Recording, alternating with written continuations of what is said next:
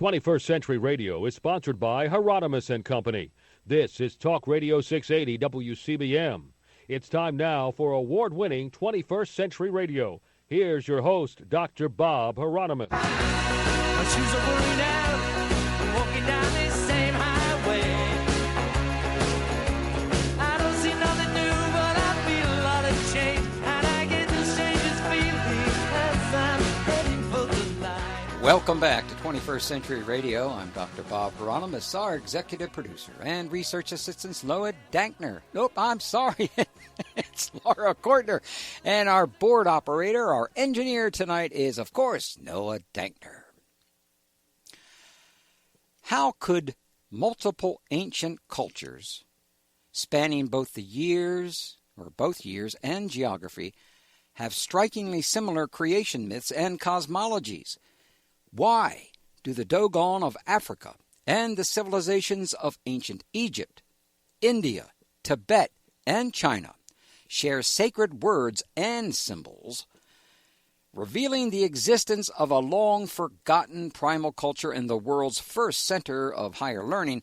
Laird Scranton shows how the sophisticated complex at Göbekli Tepe in Turkey is the definitive point of origin from which all the great civilizations of the past inherited their cosmology, esoteric teachings, and civilizing skills such as agriculture, metallurgy, and stone masonry. Laird Scranton is a recognized authority on Dogon mythology and symbolism. He's a frequent radio guest on, Red Ice Radio, Coast to Coast, and he has been featured speaker at the national conferences on ancient mysteries, including the Paradigm Symposium. He's the author of several books, including The Science of the Dogon and China's Cosmological Prehistory. He lives in Albany, New York. Also, tonight we're going to be talking about Point of Origin, Göbekli Tepe, and the Spiritual Matrix for the World's Cosmologies by Laird Scranton. Well, that'll teach me on getting 4 hours sleep a night, doesn't it? Well, welcome back to 21st Century Radio, Laird. Dr. Bob, it's my pleasure to be back. I always enjoy our discussions. Oh, I'm glad to hear that. I have a question, though. Okay. How many times have you joined us? I think this is the third. I think it's, third or the fourth. Well, why haven't you ever mentioned that on the back of your books? I should, okay, on the next one. Actually, I don't really have artistic control of what goes on the back of the books, but I'll suggest it. We'll suggest it to them because they're my publisher as well. I think we better wake them up here, huh? Yeah, okay. Well, what is it about the Göbekli Tepe site in Turkey that makes it of unique interest to researchers?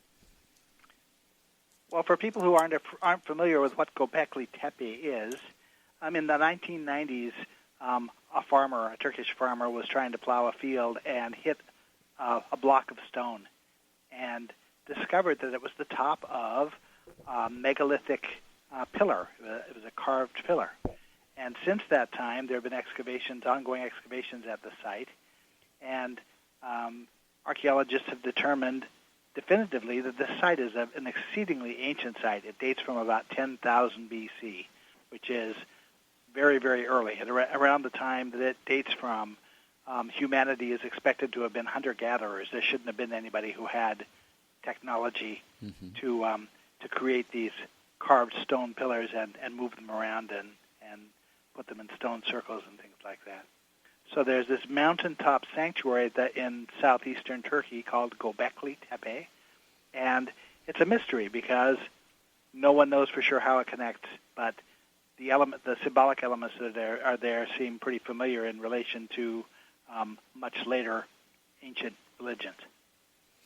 I was just wondering how long this might take to get into traditional history or history books in regards especially to those in high school and colleges. How long do you think it's going to take? Because we have such cultural lag, especially in this country.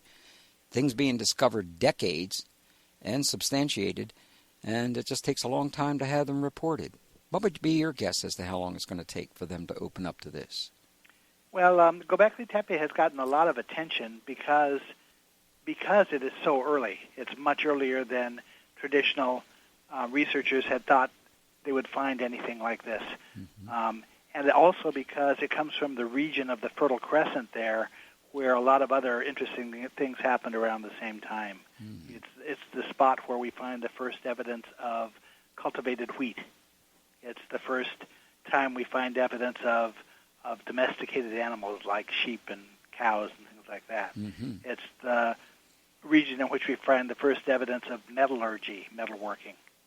And now here is evidence of stoneworking that is so old that they don't even have a historical trail of the tools that would have been required to build it. They don't have a line of evidence that shows the evolution of the tools, the carving tools that would have been used to carve the stones. So it's a pretty old site, and hard to explain where it came from, and hard to explain how it links forward to other cultures.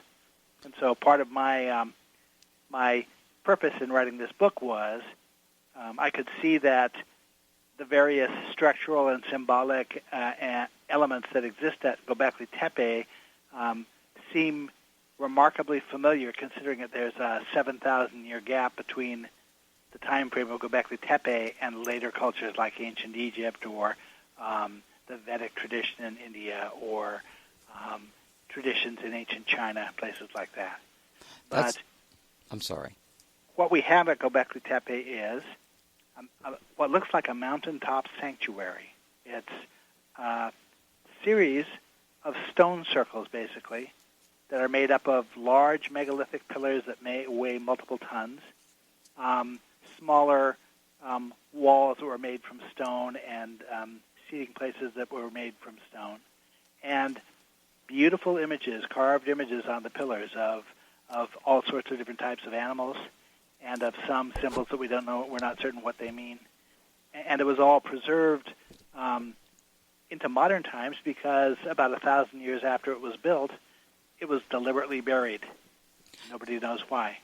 Very carefully and deliberately buried in a way that wouldn't damage the carvings. Well, that's very interesting because obviously they wanted it preserved. Somebody wanted it preserved. No one is sure why they would have gone to the amount of work that it would take to bury it. If you think of, in modern Greek times, think of the Greeks choosing to bury the Parthenon, or think about a modern group of Catholics in the 1950s deciding to bury their church. Well, it would be an immense amount of effort, and they would have to have a pretty good motive to want to do it. Well, it would be really, it's just, in certain ways, it's just too bad that they didn't bury the Parthenon because it would be in much better shape than it is today. Not that I would prefer that they did, but I mean, it has a real function then because there are various fundamentalist types that are alive and well in Iraq today, whether they are from Iraq or not, that's something else, but that are destroying all the temples, tearing them apart, beating them in such a way that and in years to come, we won't be able to take a look at those particular areas. It's a good thing we have some photographs of them, right? Yes, it's lucky that, especially in this case, that a very good job of documenting it and researching it has been done. Yeah, because and these are not.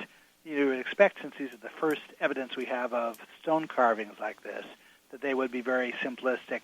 These would be the beginning tries at stonework. But that's not really the case. It's really beautiful carvings. Yes. Some of it is in low relief, and some of it is in very high relief.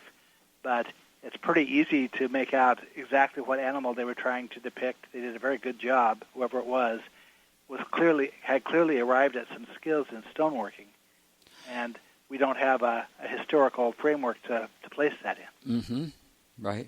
That's what about, you touched on tools before. Do we have any idea as to what they could have used to do this or create No, we don't. them? And theoretically, they shouldn't have had metal tools to be able to do it.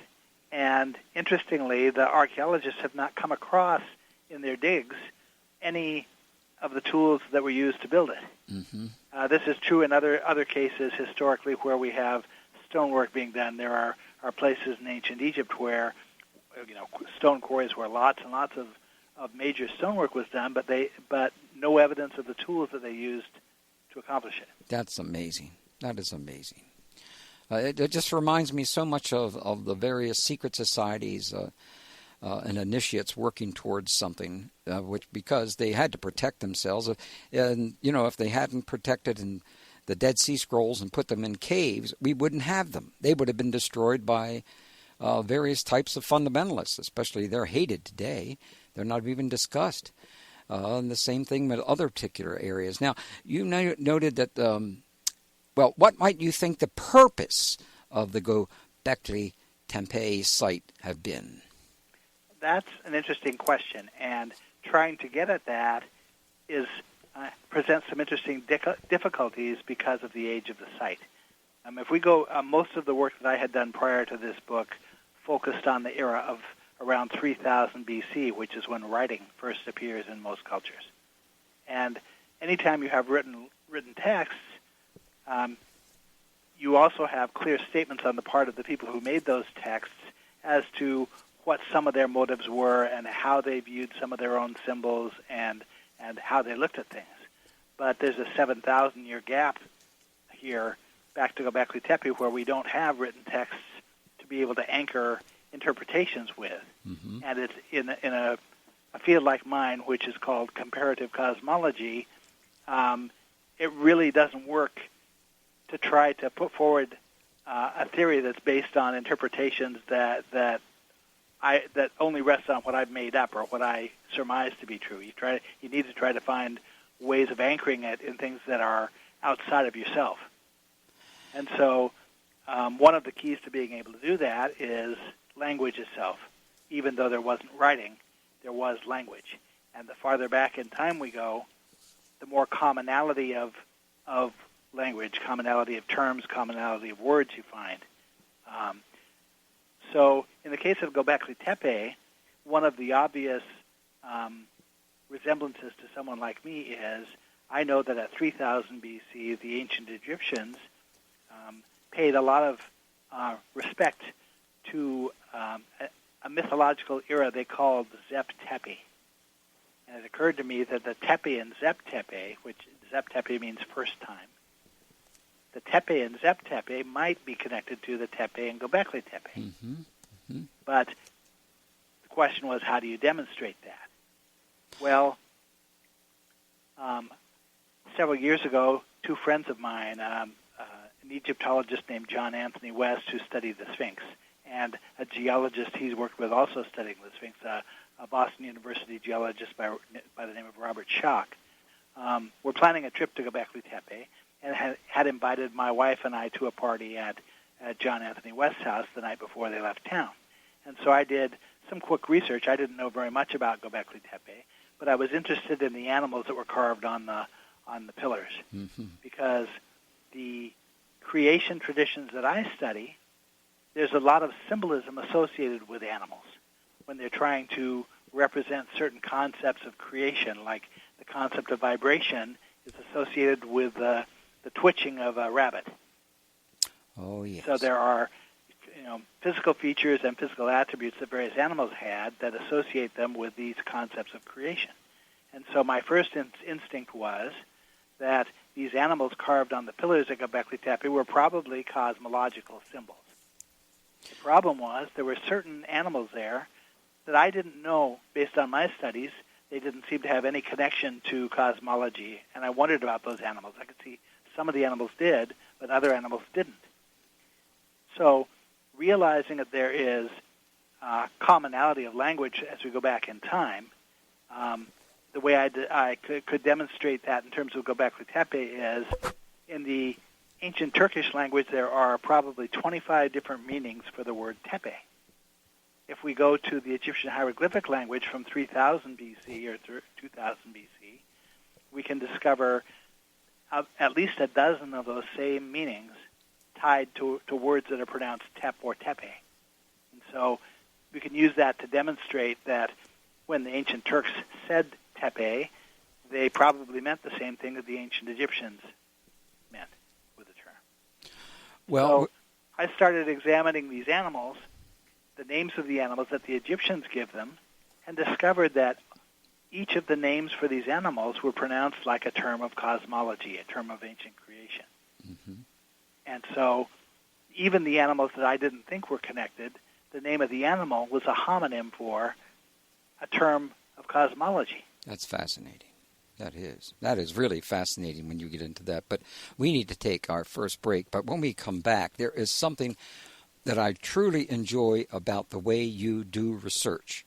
And if you don't mind, I'd like to point that out. And if you know what I want to say, you just turn to page 2 in your introduction. Go down to the bottom paragraph there, Laird, and because I would like to read that, or you could read that, because what you say there is so significant that most other researchers and all these other esoteric areas should pay attention to.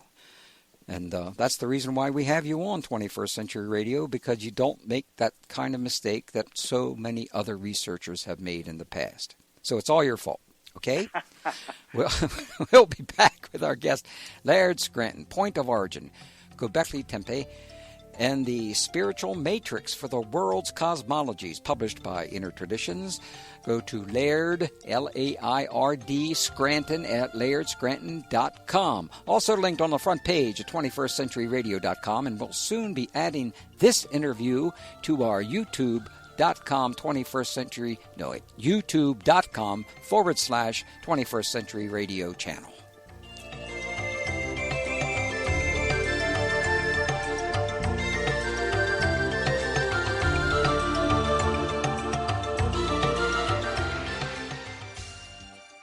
Hello, this is Dr. Robert Schoch, author of Voices of the Rocks, and you're listening to 21st Century Radio with Dr. Bob Hieronimus, one of the most fascinating shows on the air.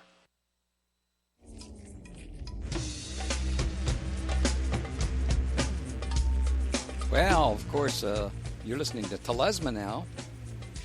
Good friends of ours. I've enjoyed listening to them for quite some time. And you heard Dr. Robert Schoch. Dr. Robert Schoch in 1992, when no one else would have him talk about what he was discovering, broke the story on 21st Century Radio that the Sphinx indeed was much older than we had supposed. And thank heavens, I'm so glad that happened, because it gets frustrating when you're ahead of your time. And unfortunately, many of the talk show hosts at that time just were, I don't know what to say about that. They just couldn't handle it for one reason or another. And now our guest, of course, is Laird Scranton, and I think he can handle just about anything. The book is Point of Origin, Göbekli Tepe, and the Spiritual Matrix for the World's Cosmology's Inner Traditions publisher, lairdscranton.com. Now, are you ready for this big quiz, Laird? Sure. All right. The bottom of page 2 in the introduction. When I was reading your book, this thrilled me so much to see this in print. So I'm hoping that other researchers who like to use the internet but don't do any more than checking somebody else's work should pay attention to. And that is, Mazza, would you like to read it? Sure, I will. Go right ahead. First, you have to assure me that there won't be any math. Math? Yes, I'm happy to read, but we're not going to do math. Okay, you don't have to read it. No, you don't have to. Okay. No, I'm happy to read it. The paragraph says, any researcher of ancient mystery traditions relies on interpreted meanings to arrive at an understanding of the material he or she studies. Unfortunately, the human psyche is arguably wired to infer patterns and meanings in otherwise confused world, sometimes even in situations where those meanings may not actually pertain. For instance, what young child has not looked up into the sky and marveled at images he or she perceived in random cloud shapes? In my experience, one of the great professional dangers to those who study ancient traditions lies somewhere in the dark recesses of their own subconscious willfulness. The danger can take the form of subtle predispositions that lead us to perceive a pattern where none actually exists, or to draw inferences that are objectively unwarranted. In order to guard against my own wishful tendencies, I have tried to adopt a professional standard that whenever possible, each interpretation should begin with an overt statement on the part of the culture being studied, and this statement should either be overtly confirmed by references from other similar cultures, or else be clearly restated in more than one way within the first culture. Well, today, especially on the internet, and in the particular field that I am in history, fundamentalists have done just that.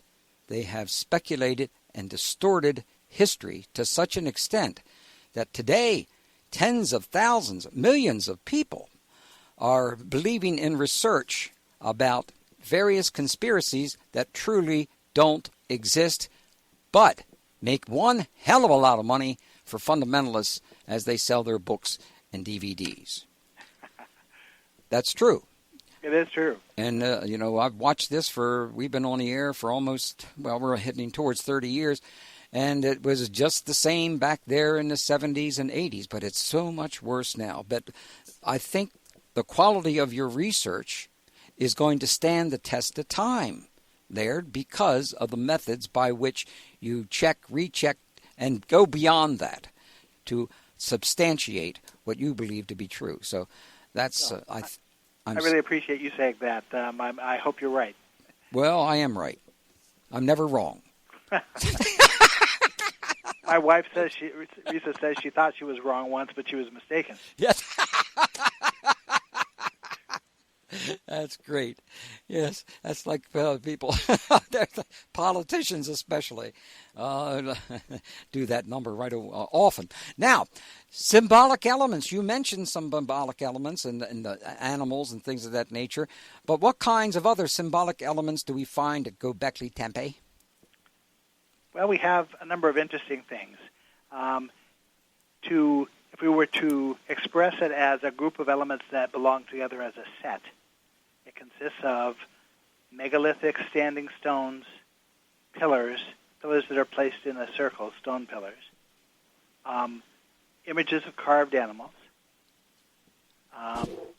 On the sides of some of the pillars, on at least one of the pillars, there is a pair of carved arms and hands that sort of emerge out of the side of the stone and run down the edge of the stone, and the hands wrap around the end of the pillar. There are carvings of what look like three little hand baskets with a handle that nobody knows what those are. There are a number of instances where there's a carved figure that looks like the letter H. There are symbols that look like a carved belt that lead researchers to believe that these pillars were meant to represent ancestors. These were attempts at anthropomorphizing, turning a piece of stone into essentially an early statue of a person. Mm-hmm. What about any symbols that represent words? That's a good question. My outlook based on the animal names was that the animal pictures might have represented a kind of proto-writing. The idea being that a hunter-gatherer who didn't know how to read or write but knew the names of all the animals would walk up to a pillar, see the image of the animal, speak the name that he knew, and at the same time be speaking the term of cosmology that he was going to be instructed in at that site. Mm-hmm. So Are there any ancient written texts that tell us about Göbekli Tepe? Not directly, but there are Egyptian references that are key to my being able to trace what we find there forward to other cultures. There are archaic written words in the Egyptian hieroglyphic language. Some of them are names of localities, geographic locales. And one of the questions I asked myself as I was studying this was, what did the Egyptians refer to this region of southeastern Turkey as? What word did they use to represent it? Now, there's a Greek term called Cappadocia, but the Egyptian term is given in Sir Wallace Budge's Egyptian Hieroglyphic Dictionary as Get Pet Kai, which, if you understand how language works and realize that we're talking about a 7,000-year span of time between what Get Pet Kai might represent and actually longer than that, a 12,000-year span range between what Get Pet Kai might represent and Göbekli Tepe. Phonetically, it's pretty similar. It's possible that Get Pet Kai survived as Göbekli in Turkey. we have clues because of these multiple meanings of the term Göbekli Tepe, of the words Göbekli and Tepe in Turkish language. One of the traditional translations for the name Göbekli Tepe is Potbelly Hill. Oh, I like that one. Potbelly Hill.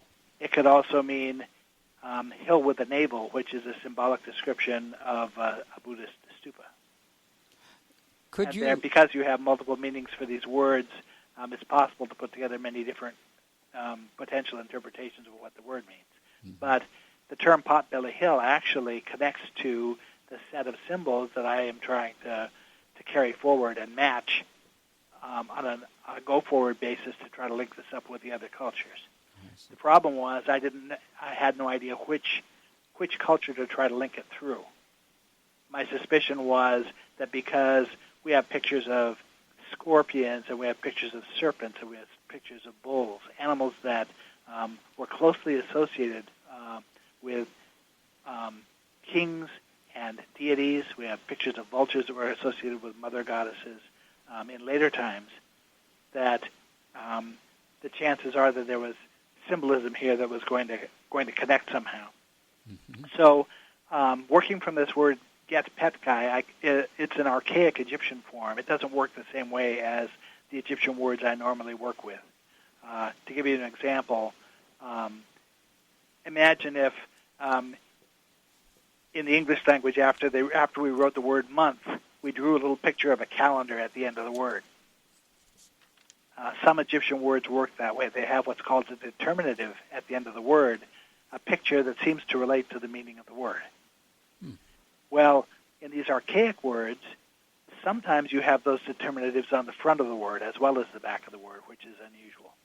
And in terms of the word Get Petkai, we have a little picture of a shrine in front of the word, and we have a little picture of mountains on the end of the word.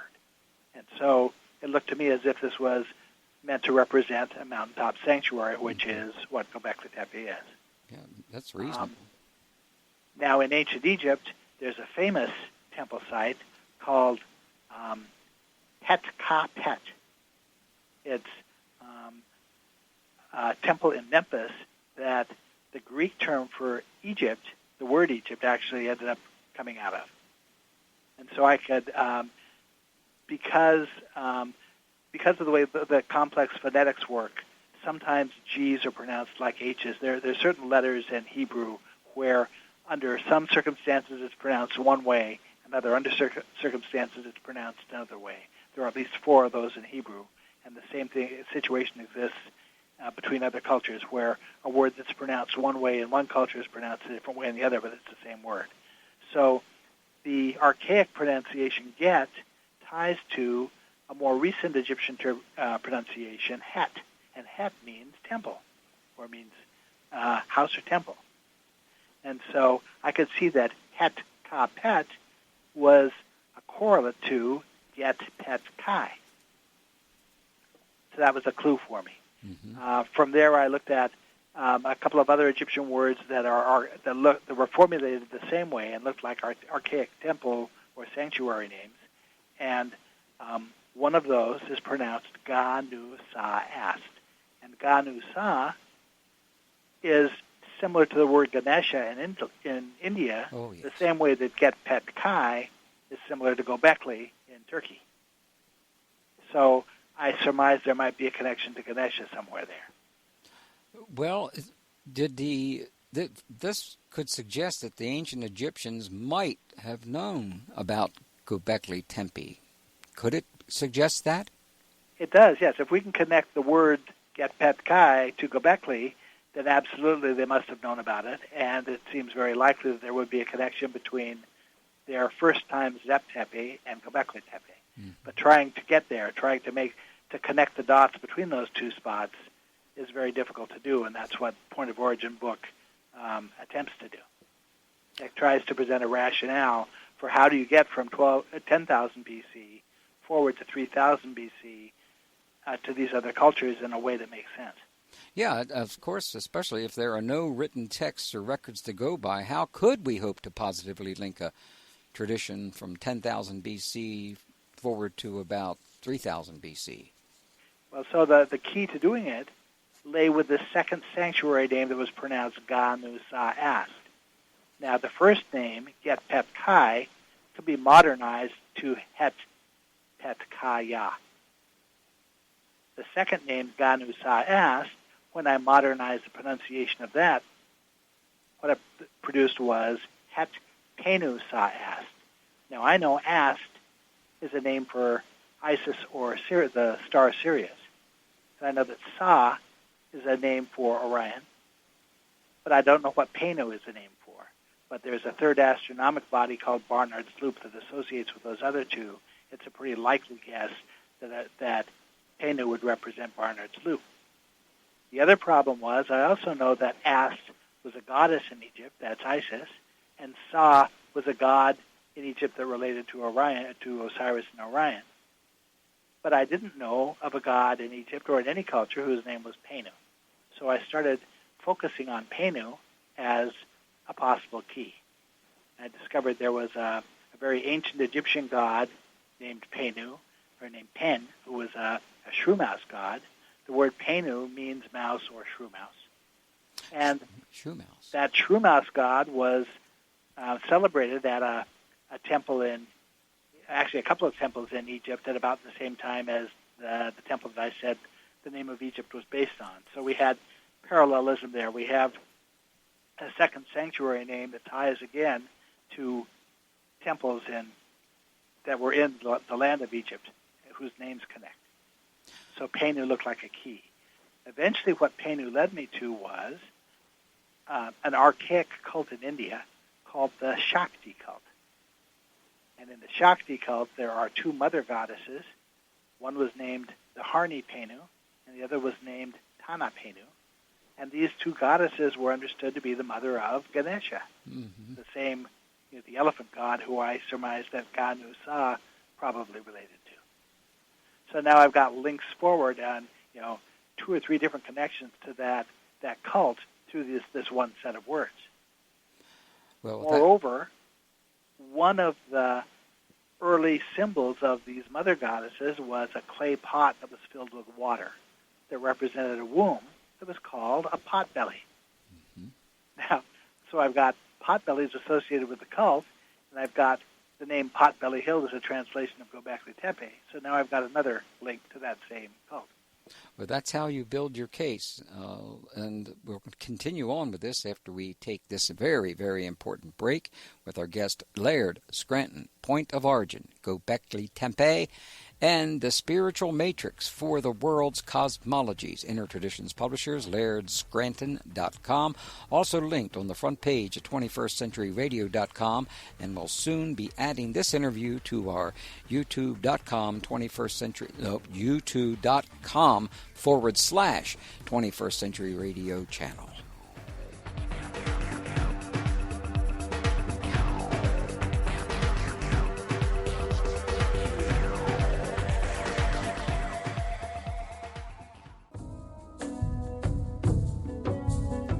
Hi, I'm Michael A. Cremo. I'm author of the book Forbidden Archaeology, and I'm very happy to be on 21st Century Radio with Dr. Bob Hieronimus. It is a fascinating show, intellectually groundbreaking, presenting alternative points of view on all areas of science and popular culture. Well, thank you, Michael Cremo. Boy, this man has really changed a great deal in our thought about how far history goes back. And boy, once again, he had to truly fight for that position. And that's one of the great reasons why I admire him so much. It's very easy in the media to get beat down by individuals who usually don't know what they're talking about. And we all face that problem when we do types of kind of shows that we do. Now, historically and geographically, how do you think the tradition we see reflected at Göbekli Tepe transmit itself into ancient Egypt? Well, the way the language was suggesting that it passes through the Shakti cult. The Shakti cult, based on the sources I have who understand it best, One source says that it dates from time immemorial, he said, in India. It arose to the north and west of India, which is the direction that the Fertile Crescent and the Göbekli Tepe region of Turkey is located in relation to India. And it is understood to be ancestral to the Vedic tradition, the Buddhist tradition, and the Hindu traditions, which are three traditions that I have explored and have found commonalities among. So the language was telling me, look at the Shakti cult. Now, I was also trying to match the set of symbols we found at Göbekli Tepe to a culture, and it turns out it's a great match for the Shakti cult. That the Shakti cult is characterized by, as I said, the potbelly clay pots, which connect to the name, but they were also characterized by standing stones and stone circles, the mountaintop sanctuaries. One of the things the Shakti cult did was they would take natural outcroppings of rock and turn them into carved sculptures. Mm-hmm. Now, if we talk to Dr. Robert Schoch, the Sphinx in Egypt was originally carved from a natural outcropping of rock, so we have some commonality there. We also have some astronomical symbolism in Egypt that ties it to the same era of 10,000 BC that makes it look as if the structures in Egypt were either the alignments were set out in the era of 10,000 BC, or somebody after the fact somehow had the capability of retroactively calculating what the alignments should have been, because the alignments are right. They point to stars and astronomic bodies that as they should have appeared in 10,000 BC. Mm-hmm. So the Shakti cult looks like the one of the keys to this. So I would you say that settling as a source on a book called Shakti Cult of Orissa. Orissa is a region of India on the sort of the east coast of the peninsula of India, where that's the center of I guess I wouldn't say preservation of the Shakti cult tradition, and this cult has a number of things that are very interesting about it. From one perspective, the problem in India is that you have thousands of surrogates for any god or goddess who might exist. Mm-hmm. Now, through the Shakti cult, originally the tradition was not iconic. They didn't make drawn images or carved images of gods or goddesses. They didn't anthropomorphize their concepts of creation the way that the Greeks did or the way the Egyptians did. They didn't have a deity they could point to as an image. But in later times, when it did become iconic, these two goddesses, Tanapenu and Dharnipenu, were always invariably pictured alongside Ganesha, which is one of the things that I was expecting. Mm-hmm. Their tradition passes through, is connected to the Turkish language and to the Tamil language. There are Tamil roots among the Dogen tribe that I study in Africa. A lot of the references that I find there tie back to the Tamil language, also tie back to Turkish. So there were lots of ways to tie things together linguistically. And there are also mythological connections to ancient Egypt. For example, in Egypt, the god Osiris, there's a famous myth about Osiris being tricked and then killed and dismembered, and his body parts spread all around Egypt. And then afterwards, depending on the myth you believe, either his wife Isis or his son Horus managed to pull all those parts back together and reconstitute him.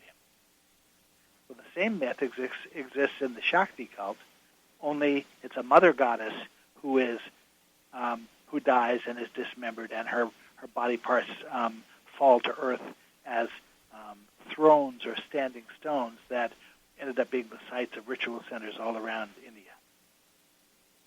So we can connect things to ancient Egypt through those mythic references. We can connect them through parallels of gods and goddesses.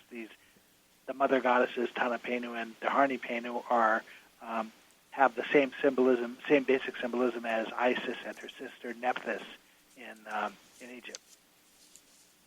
And would you like to say anything more about the two sisters there in regards to the star Sirius? Yes, my anytime from a mythological standpoint that I hear a reference to two sister goddesses, my first guess is that they're talking about the two stars of Sirius. Mm-hmm. Sirius is the brightest star in the night sky. You can find it if you can locate Orion and the three stars that are the belt of Orion, and in your mind draw an imaginary line between those three stars. Follow the line down leftward and downward, and it brings you right to Sirius, which is a bright star you can't miss. Mm-hmm. But the Dogen know, even though the Dogen in Africa are a primitive modern-day tribe without technology, they know that this bright star in the sky is actually more than one star. It's at least two stars. It's a bright star and a dwarf star. They know the orbital period of the two stars, and they know the attributes of each of the stars and so forth. So the word Dharni means luminous, and so probably connects her, or could theoretically connect her, to the bright star of Sirius. And Tana, for Tana Penu, she's the Earth Mother goddess, and the phonetics Ta-na, Ta means earth and Na means mother. So Earth is a cosmological term for mass, and the second star in the Sirius system is a very massive dwarf star. So there's a possible symbolic connection there also. So a lot of the same symbolism applies to Isis in Egypt, who is connected to Sirius, and her dark sister Nephthys, who I associate with the second star. So it does indeed seem to be some direct relationships between the deities in ancient India and those in ancient Egypt, and I'm not surprised by that, especially about Ganesha. My very first spiritual teacher at Johns Hopkins University back in 1967-68 was from the family of the Ganesha temple, and it was his job to take care of the elephants there, and that's why I'm so much interested in this, and why it played a major part in my life and growth and development, and your work has carried that on. Also, I'd like to emphasize this thing about clay pots, because pots were extremely important. Without them, carrying water around would have been a bit difficult. What other advantages are there to clay pots? From the standpoint of the processes of creation, a clay pot represents, or from my perspective, represents a particle. Mm-hmm. From the standpoint of this archaic tradition, it represents a womb, and there are symbolic associations between a particle of matter, if you talk about how matter forms, and an expanding womb, if you're talking about biological creation. Mm-hmm. And in these ancient traditions, there are three parallel themes of creation that all relate to a single set of symbols. We're talking about how the universe forms, how matter forms, and how biological reproduction happens. And so a clay pot can represent a womb, and it can represent a particle, and it can represent other things. And that's one of the most important things, and also about any particular symbol having multiple levels of meaning and not just one. And that's one of the other serious problems fundamentalists have, because they only accept generally one meaning. And that's very unfortunate, because in esoteric traditions, as David Ovison has said on this show many times, there's a minimum of at least 7 levels of interpretation of a symbol, and some of them go pretty deep and are hardly understandable by such lame brains as myself. So, but I have been told we have to cease and desist. But we will be returning to us next hour, and I think we're going to move on to, well, the question: if major religious traditions like Buddhism, Judaism, and ancient Egyptian religion all shared a common source, how did their gods, symbols, and rituals turn out to be so varied? Do you think you can handle that question, sir? Sure, I can certainly take a stab at it. All right, well, you can even cheat. We will allow you to cheat, okay? In other words, read your book. Excuse me. We'll be back with Laird Scranton in just a few minutes.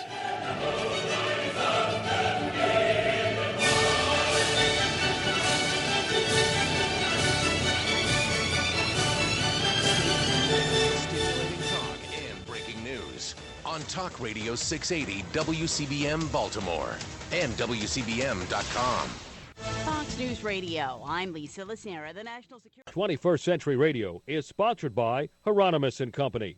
Now more of 21st Century Radio with your host, Dr. Bob Hieronimus. Look up your chimney. The sky ain't blue.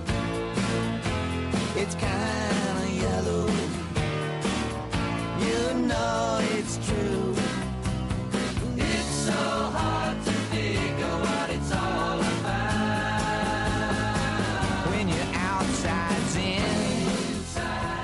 Welcome back to 21st Century Radio. This is Dr. Bob Hieronimus, lowly PhD, hanging out in this part of the, well, I guess you might want to call it the universe, but it might be much bigger than a universe.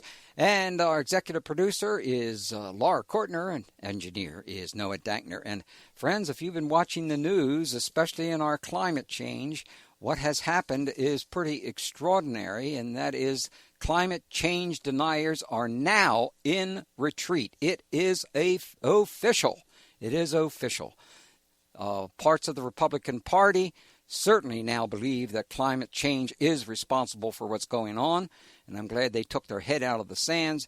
And I can tell you this, in the future, in the years to come, the Republican Party will be held responsible for sticking its head into the sand and the loss of many lives to come along all of our coasts and in the middle of our country. Because it was they who absolutely opposed and denied that there was any change. And it's documented now. They cannot wiggle out of this one. In history, it's going to go down in history books like that.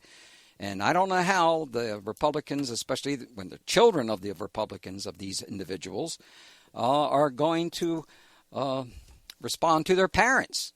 Because it was a pretty dumb thing to do. Not just dumb, but it was irresponsible for the rest of the planet. But they took the money of Exxon. They took the money of tobacco. They took that money and ran with it. And I think they're going to lose a great deal of respect because of that. Now, that's my opinion. I'm certain it's not Laird's or other people's opinions on that, because I've been looking at this for decades.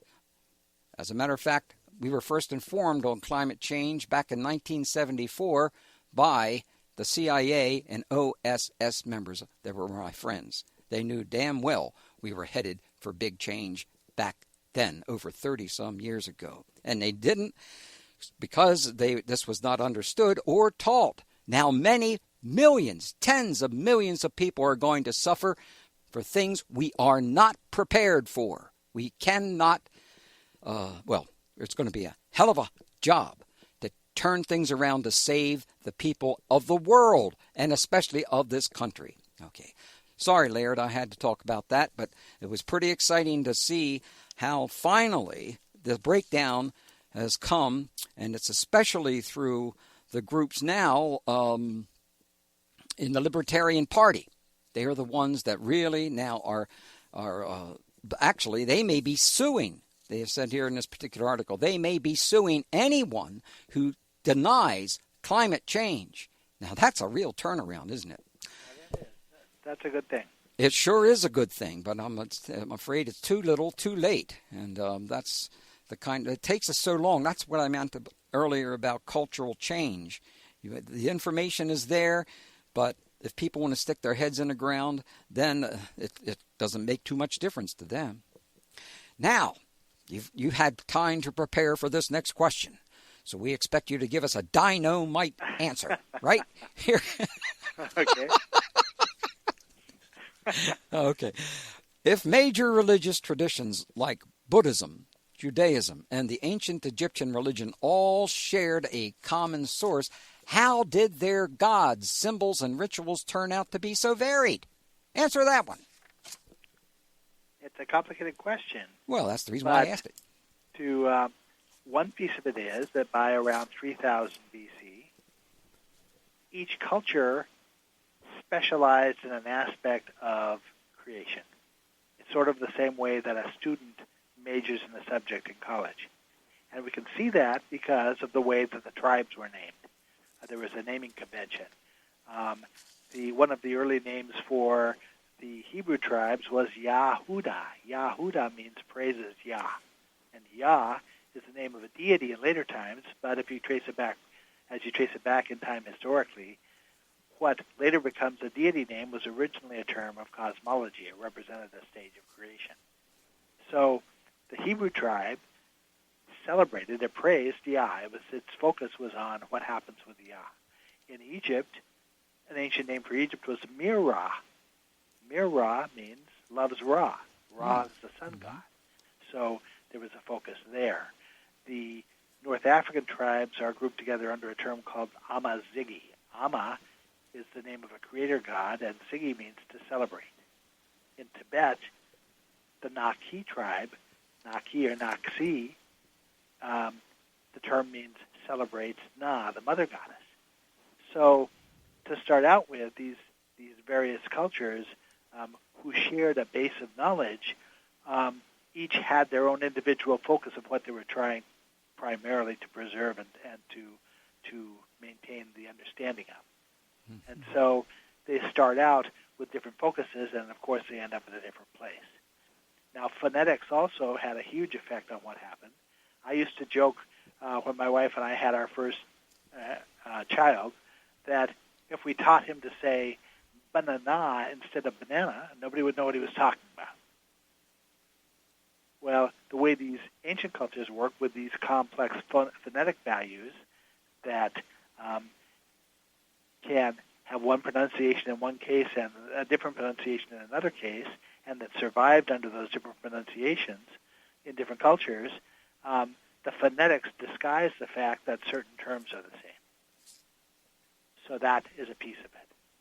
Now then you also have a situation where what comes out of the 10,000 BC era is primarily a matriarchal tradition. It's based on mother goddesses. It's based on the philosophies of yoga and something called Samkhya Darshan. It's a philosophy of creation. And it's a matriarchal tradition until we get down around 3200 BC or after. And then suddenly, not just in a single culture, but across many different cultures, there are reversals that start happening, changes in the way symbolism happens. For example, it's understood that Ganesha didn't originally have the head of an elephant. It looks to me as if he originally had the head of a mouse. Isn't that interesting? There were myths written to explain how it was that Ganesha suddenly had the head of an elephant. When you proceed beyond around 3000 BC in places like Egypt, the mother goddesses are pushed into the background, and it's now creator gods who are in the foreground. So you have those kinds of reversals happening. And all of these changes in symbolism and changes in reversals in symbolism make it very difficult to understand how the progression connects. Now, another problem is that you have different languages. The Sanskrit language in India is very, very different from the language the Dogen used for their cosmology, which is essentially ancient Egyptian words. There's not a direct connection there phonetically, but there are connections conceptually. You were talking about how every symbol carries multiple meanings. Well, every term of the cosmology also carries multiple discrete meanings that are logically distant from one another. For example, the hidden god Ama for the Dogen, his name also means to grasp or to hold firm or to establish. When we go to Egypt, Amen, who is the hidden god, has a name that also means to establish. When you go to Hebrew and you look at the term Amen that falls at the end of a prayer, it comes from a root that means to establish. These multiple meanings based on definitions that are distant from one another, where you can't reasonably guess the second meaning by knowing the first one, those provide us with positive correlation between cultures that crosses languages.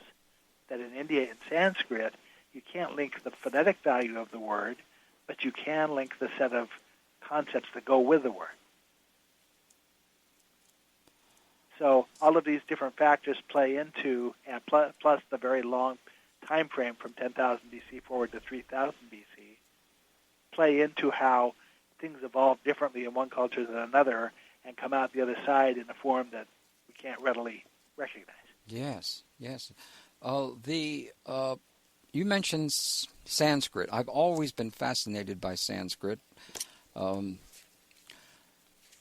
there is a theory, and I got to emphasize, it was a theory that came out of one esoteric tradition, that Sanskrit was, the precursor to Sanskrit to them was something called Senzar, S-E-N-S-A-R or S-E-N-Z-E-Z-A-R. Do you have any ideas on that? I don't have any familiarity with Senzar.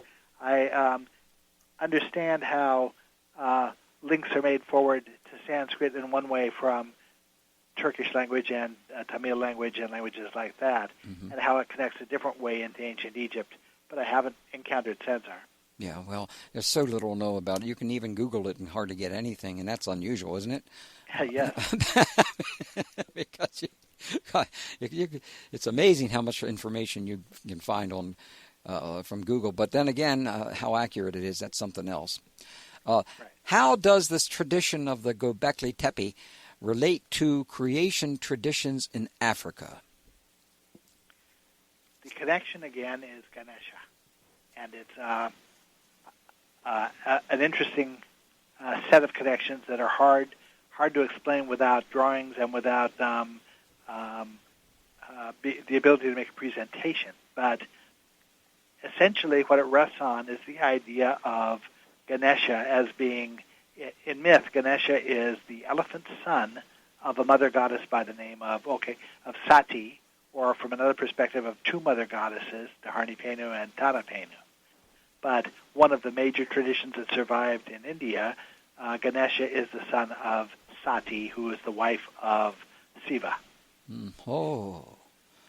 Now, in Dogen culture, the fundamental component of matter, the first finished component of matter that everything else is based on, is a tiny spiral. It can be conceptualized in a couple of ways, but one way of thinking of it is as a tiny spiral that acts like a sieve. In Dogen culture, they preserve their beans by covering them with sand, and when they're ready to use the beans, they use a sieve to separate the sand from the beans. That becomes a metaphor for waves being separated from particles. Oh, my. That is so clever. Now, this sieve is called the Po Pilu. One of the languages, the early languages I'm talking about, Turkish and Tamil and so forth, the word pil can mean sun, it can mean white, because Ganesha is a white elephant, and it can mean elephant. Although in other cultures, because of the way the phonetics work, it plays out as feel, not peel. But the word pilu actually means elephant in one of those archaic languages. And so the suggestion was that there was a connection between Ganesha as an elephant and this structure of matter, the Po Pilu. For the Dogen, the word Pilu means white. And Ganesha had the head of a white elephant. So there was a suggestion that there could be connections here between those two concepts. So I did some research, and I came up with an article that was written by a woman named Phyllis Granoff from Yale University. And she had done some studying about what are the traditional 8 incarnations of Ganesha, that is each defined by a certain term and has certain attributes associated with it and certain symbolism associated with it. And she wrote this long article explaining the 8 stages. She says that the way they're presented in the original text in India, you can see that they're talking about stages of creation, and they're played out sequentially, so that they're not just stages of creation, but they're sequential stages of creation. So the Dogen also have representations of 8 stages of creation related to their Po Pilu. And one of the things I do in Point of Origin is I match up the Ganesha symbolism to the Po Pilu symbolism of the Dogen. Now, Another way that this tiny structure of matter called the egg of the world that underlies all of matter can be conceptualized is as 7 rays of a star of increasing length that are emitted from a single point. The spiral is the spiral that can be drawn to inscribe the endpoints of those rays. Mm-hmm. The 7 rays of the star, if you were to anthropomorphize that, if you have this figure with the 7 rays coming out, there are 2 different ways that can be turned into a sort of a stick figure. One way is to associate the top 2 rays as a head, the next 2 rays down on either side of the spiral or of the center point as being 2 arms, the next 2 as being 2 legs, and the last one as being a single tusk. That's one of the ways Ganesha is represented in art, with 2 arms, 2 legs, and a single tusk. But there's another way to put it together. That is to associate the top 2 rays as his head, the next 4 rays as 4 arms, and the last ray as a single leg. And that's the second way Ganesha is traditionally depicted, as having 4 arms but dancing on 1 leg. Mm-hmm. So this figure that Dogen draw provides us with an explanation for the art that associates with Ganesha. And all of the linguistic terms and all the symbolism that Phyllis Granoff lays out ties back to Egyptian words and Dogen words and pictures that Dogen draw and so forth. You can link it up point for point all the way through and realize we're talking about the same thing here. This egg of the world, the Po Pilu, is what Ganesha represents. Well, right now we have to take our first break of this hour with Laird Scranton, Point of Origin, Göbekli Tepe, and the Spiritual Matrix for the World's Cosmologies, published by Inner Traditions. Go to LairdScranton.com. Also linked on the front page at 21stCenturyRadio.com. And we'll soon be adding this interview to our YouTube.com/21st Century Radio channel.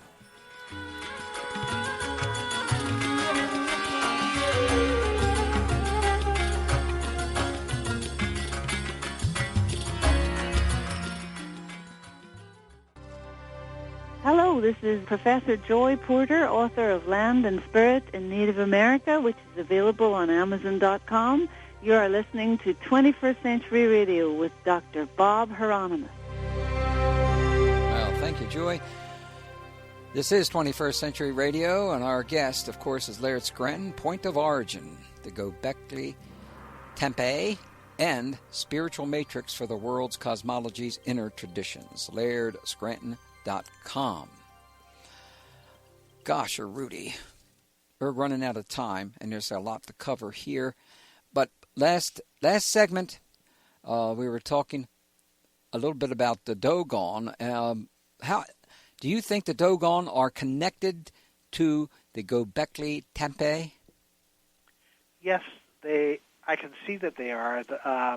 The Dogen language tells us part of the story. The Dogen language is very difficult for linguists to classify because it really is made up of up to 17 subsets of languages that are each have coherence to themselves, but don't really relate to each other. Some of the words are Tamil words, some of the words are Turkish words, some are ancient Egyptian words, and they come from numerous different places. And the Dogen are very concerned about purity of language. They try to keep things straight.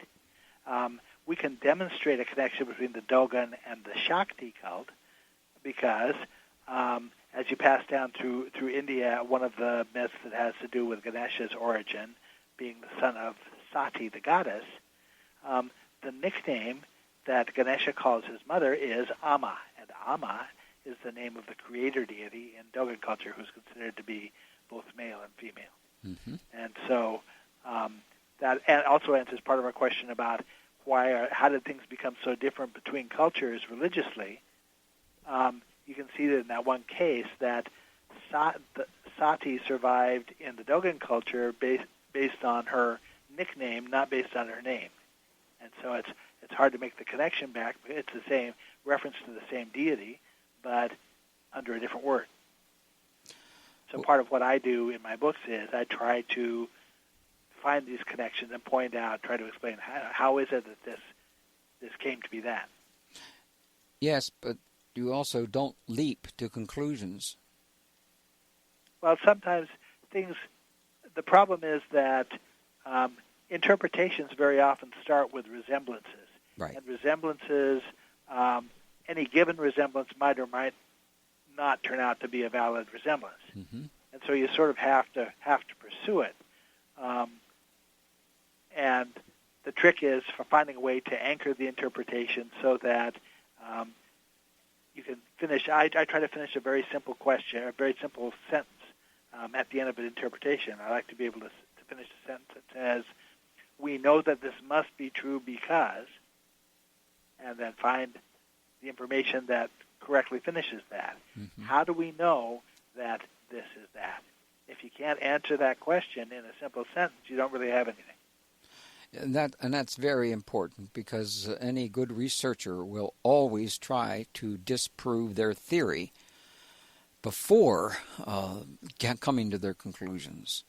And that's one of the most important things about scholarship is if you can test your theory in every way and it still seems to be working out, then there's a good chance you're going somewhere, or you might be just wasting a lot of time. How many different ancient cultures do you think might have been influenced by instruction at Göbekli Tepe? There may have been more than one site. There are indications that even the Egyptian words seem to indicate that there were multiple sites for instruction. We see evidence of high mountaintop sanctuaries in places like Machu Picchu in South America, and you see them in China, and you see them in all sorts of different locales in Tibet and places like that. It's hard to say that they were all influenced by Göbekli Tepe itself, but the tradition that started in the era of Göbekli Tepe seems to be the starting point for cultures all around the world. You see it in North America. You see it all through Asia. You see it in Europe. You see it in Africa. You see it in India. You see it in Australia. I'm currently working on a book about a group in New Zealand called the Maori. Oh, yeah. So it's everywhere, and you see influences of it, signs of it everywhere. One of the books I wrote is called The Cosmological Origins of Myth and Symbol. And in that book, what I try to do is lay out what I consider to be signatures of the tradition. For example, any culture that uses the cubit was probably influenced by this tradition. Any culture that conceives that there is a wheel or a chariot associated with the constellation of Orion probably is connected with this tradition. Mm-hmm. Any culture that defines a sun glyph that's a circle with a dot in the middle of it is probably connected to the tradition. And so there's a whole list of these things. I laid out what I considered to be the signatures in the book and then used those to predict what I was going to find with a tribe in Tibet called the Naki. And that's really the way that book... Could you spell the name of that tribe? It's Na-Khi or Na-Xi. It's a complicated suffix. It's an Egyptian word. I think it relates to an Egyptian word, Sakai, S-K-H-A-I, that means to celebrate. In Dogen culture, the word is Sigi. And it can play out. In China, it's Xi. There's an early creator god named Fu Xi in China, who the researchers don't know for sure if it was a deity or if it was a tribe or if it was an emperor or a series of emperors or what it really represented. The form of the name tells me it was a tribe. Fu Xi means celebrates the four. And at the time I wrote my book on China, I didn't have a perfect perspective on what that concept of four represented, but in point of origin, it plays out. There's discussion in Buddhism and in the Dogen culture of how the universe was created. But more than that, they talk about what existed before the universe and what existed before matter, mm-hmm. which are things that modern astrophysicists don't really talk about. And in the Dogen conception, our material universe is paired with a non-material universe that we can't see. And not only that, there aren't just 2 universes. There are actually 14 universes, 7 pairs of these universes, of which we happen to be the 4th one. And so in China, when they say celebrates the 4, they're talking about the 4th universe. Mm-hmm. Well, that's fascinating material, especially in regards to like their language as being kind of like stages of consecutive creation. Yes. You know, all alphabets can be interpreted, especially, well, I won't get into that, but because I found that it was one of those most important things that I discovered decades ago that everybody else knew, that the ABCs actually told a story. Right. And all languages, basically, from what I haven't studied them all for sure, but most of them tell a story. And the story... The early ones, there's intelligence to the sequence of symbols. Right. Yeah. Okay. Now, astronomy seems to have played an important role in these ancient traditions we touched on a little earlier, with emphasis on the stars of Sirius and Orion in particular. Why are those stars and constellations so important? Robert Bauval, who is also a friend of mine, is the researcher who noticed that the 3 large pyramids at Giza are configured in the same shape as the 3 belt stars of Orion. His theory is that that was deliberate. That was done deliberately. They represent the way those stars looked at the horizon in the era of 10,000 BC, the same era as Göbekli Tepe. Mm-hmm. The Dogen provide us with the rationale for why that is. The Dogen say, because the Dogen also placed large stones on plateaus to represent stars, and they say what they're trying to do is draw our attention to a structure that they call the Chariot of Orion. To get to it is a little bit tricky, but in Dogen myth, there are correlations set up between the concept of a cubit and the concept of a light year. There's a character in Dogen myth who measures out the universe in 8 billion steps, and step is one of the code words that can mean a cubit. A cubit can represent the distance from your elbow to the tip of your middle finger, or it can represent the average pace or step of a person. So I know that the universe does not measure 8 billion steps or 8 billion cubits, but one of the figures that's traditionally given for the size of the visible universe is 8 billion light years. And so the suggestion is someone is trying to correlate the concept of a light year with the concept of a cubit. The character who measures the universe is named Ogo. He plays the role of light in the myth, and it relates to an Egyptian word that is the name of a light god. So we've got numbers of reasons to think this is true. Mm-hmm. Now we go to the Great Pyramid, which is the structure that we inferred the size of a cubit from in Egypt, and it measures 440 cubits per side of its square base and 280 cubits high. I went to Google and I typed in 440, 280, and Orion to see what would turn up, and what turned up were references to a spiraling structure of stars, a birthplace of stars, that center on the belt stars of Orion. It's called Barnard's Loop, and it measures 440 light years by 280 light years. Whoa, that is some loop. Now, you can't see it with the naked eye, but when you image it with time-lapse photography, it gives the impression of being the wheel of a chariot that Orion the Hunter is standing in. That's what the Dogen are referring to when they talk about the chariot of Orion. Mm-hmm. The reason that the Dogen say that the reason that structure is important is because that's the structure that correlates, if you think of the phrase as above, so below, that's the structure by which you correlate that. That represents the macrocosmic counterpart to this tiny egg of the world that's the fundamental structure of matter. If we want to know what goes on with matter, all we have to do is look up there and see the structure that's big enough to see. So might you think that within the Dogon tradition there might be a great deal more emphasis on the right side of the brain? There might be. There's every time I think that I have a handle on on a final handle on any meaning in Dogen culture. There's another level to it. The Dogen priests compare it to peeling back the skins of an onion, that you finish peeling one back and there's always another one to peel back. Yeah. So it's hard to say that any piece of it represents one thing. Well, we're going to take our final break here on 21st Century Radio with our guest Laird Scranton, The Point of Origin, Göbekli Tepe, and the Spiritual Matrix for the World's Cosmologies. That's an interesting title, isn't it, friends? Inner Traditions Publishing. LairdScranton.com.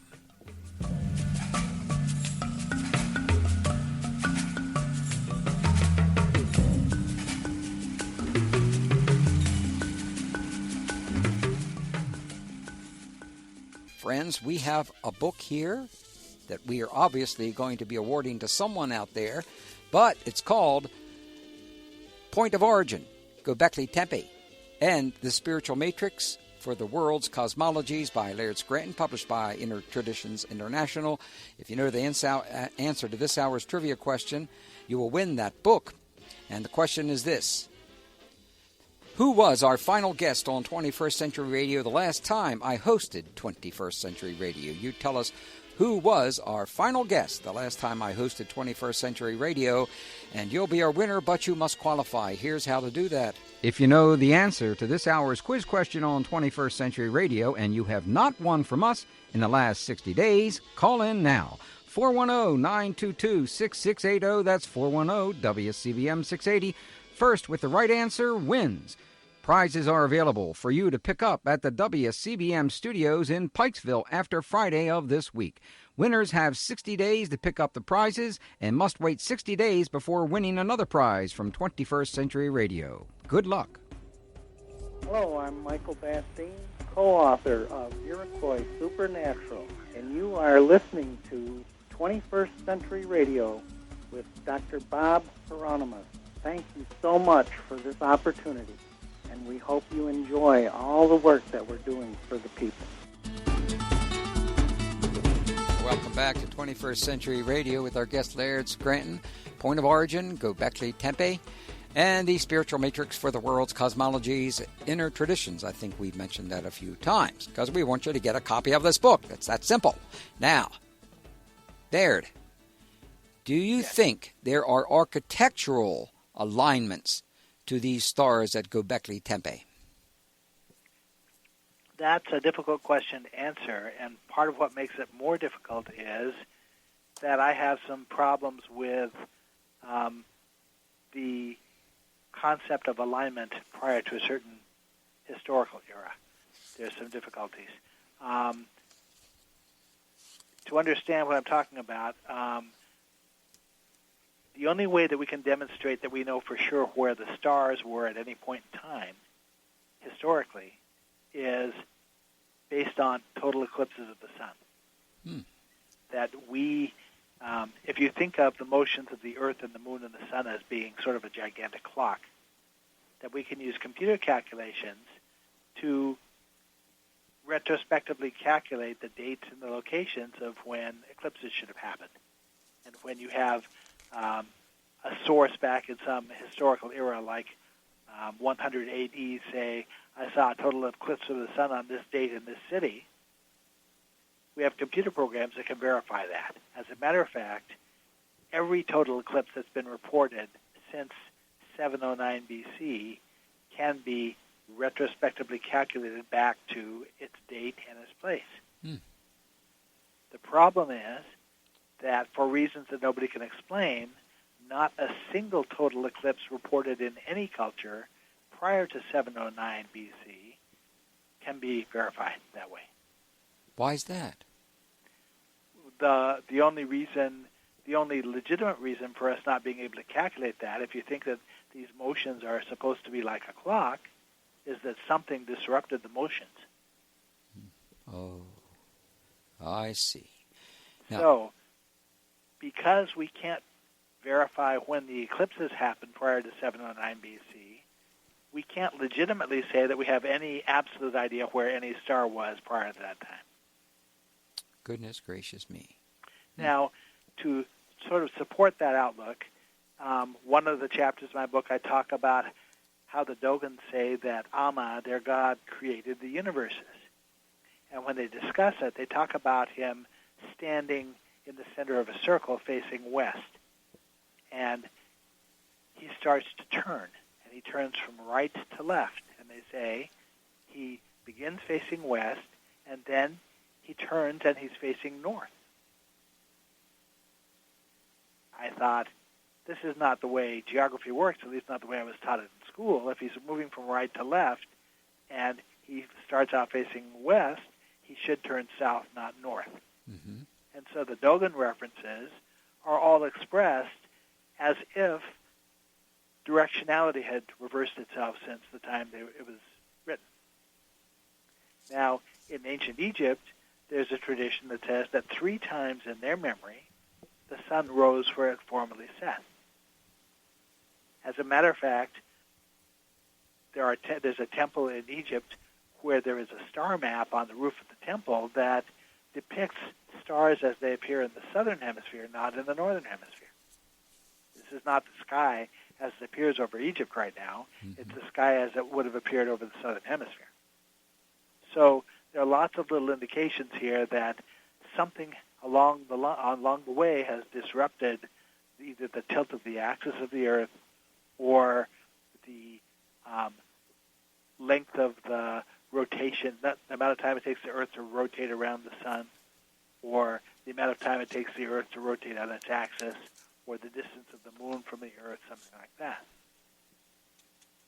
Now, interestingly, at about 709 BC is the same period of time when hundreds of cultures around the world who for 1,000 years or longer had observed a 360-day year suddenly switched at the same moment to a 365-day year. Mm-hmm. Now, official timelines, the official outlook is that there shouldn't have been any global influence that could have communicated among all these cultures to say, hey guys, let's switch calendars. The suggestion is they were all responding to a common influence. And that influence might have been an actual change in the length of the day. Mm-hmm. Now, one thing that I would argue against that point of view is, don't we have temples in various cultures around the world where there are alignments? When the sun rises on a certain day, a shaft of light shines in through a doorway onto the back wall of a temple. Would those get messed up if there had been a change in the motions of the Earth? In every case that I have examined where there's an alignment like that, I discover that sometime after 709 BC there was major reconstruction done that affected the alignment of the temple. So the suggestion is that something really big happened around 709 BC. About that same time, crops that have been grown for thousands of years in China could no longer be grown there. Germanic tribes in Europe all moved south for no apparent reason. There is a problem with radiometric dating across the 709 BC boundary, where there was a change in the rate at which plants absorb ions, radioactive ions. And so suddenly radiometric dating doesn't work the way that it should. There was major volcanic activity in that period. There was a major fluctuation of the magnetic field of the Earth at that point in time. Something really big happened at 709 BC.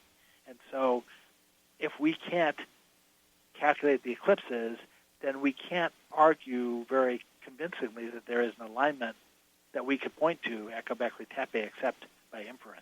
I see. Now, if we can make a convincing argument that 2 or 3 different pillars happen to point to 2 or 3 different astronomic bodies, and because of the relationship between those bodies, say, I think it was pointing to these, Orion and something else, you can make the argument, but you can't really do it based on retrospective calculations. We really don't have a clear sense of where the stars were before 709 BC.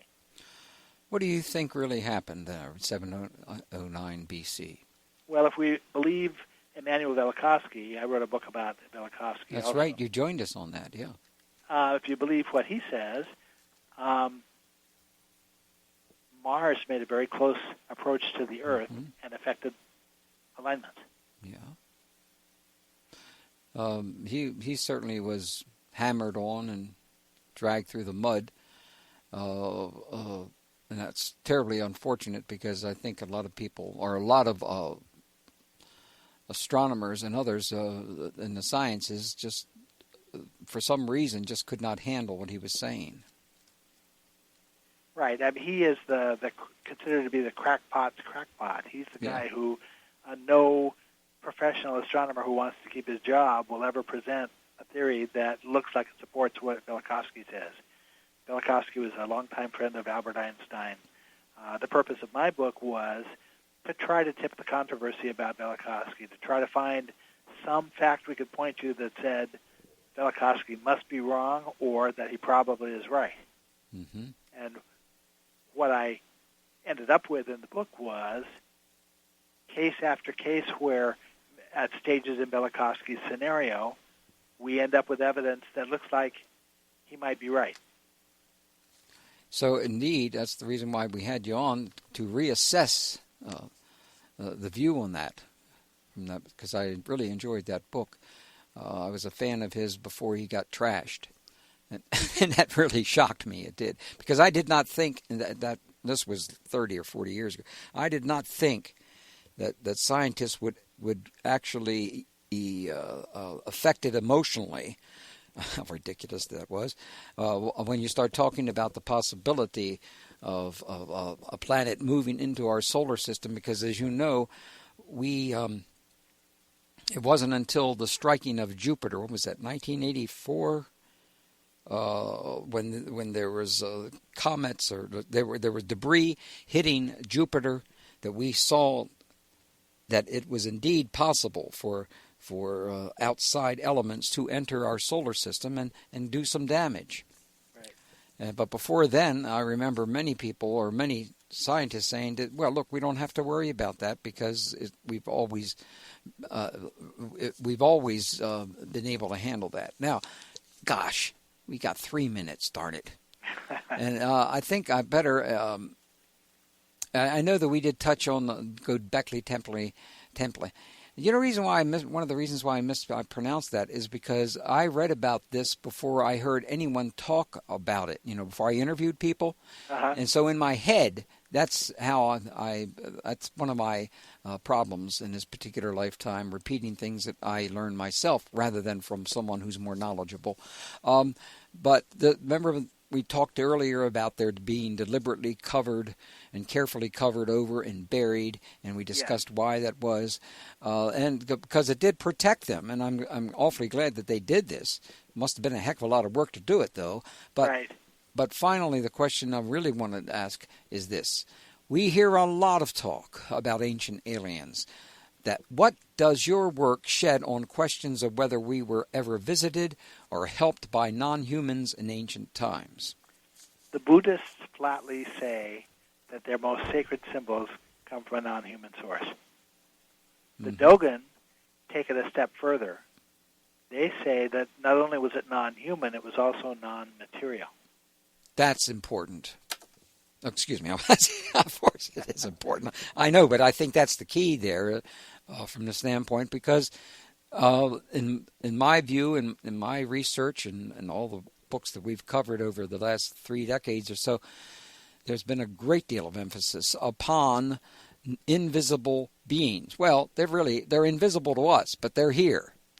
And I think that is really important for the future, because science is going to be able to, I think in decades to come, if not now, be able to detect these beings that are surrounding us, even as we're sitting here talking in our studio, even as you're sitting where you're up in New York, right? Right, I'm in Albany. You're in Albany. Do you see all the other beings hanging around with you at this time? Yeah, sure. There are quite a few hanging around here. I bet there are, yes. Because of the standard that I have for interpretations, because the two cultures I trust most are both flatly claiming the same thing. Well, that's where we must stop, cease, and desist. Thank you very much for joining us, Laird Scranton, Point of Origin, Göbekli Tepe, and the spiritual matrix of the world's cosmologies, inner traditions. what you had. They're gonna make a better day. Talk and breaking news on Talk Radio 680 WCBM Baltimore and WCBM.com. Fox News Radio.